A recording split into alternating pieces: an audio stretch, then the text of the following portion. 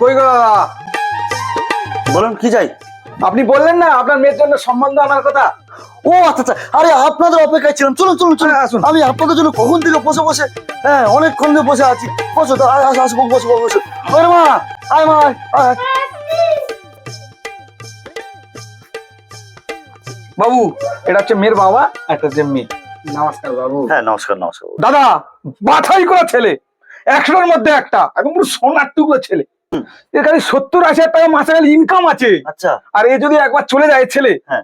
এর থেকে আর ভালো ছেলে পাবেনি। আচ্ছা। আর তাছাড়া এ জ্যোতিষী তো, হ্যাঁ। হাত দেখে 1 লাখ টাকা 1.5 লাখ টাকা ইনকাম করে। তাই নাকি? হ্যাঁ দাদা আপনি যা বলছেন, আমার তো মন ভরে গেছে একদম।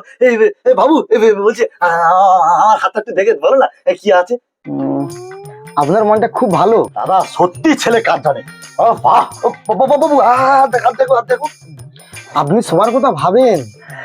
দাদা কি বলবো, সত্যি ছেলেটা সত্যি কাজ জানে। আপনি একটা হিরের টুকরো নিয়েছেন। হ্যাঁ, ঘটকটাকে দেখতে হবে তো।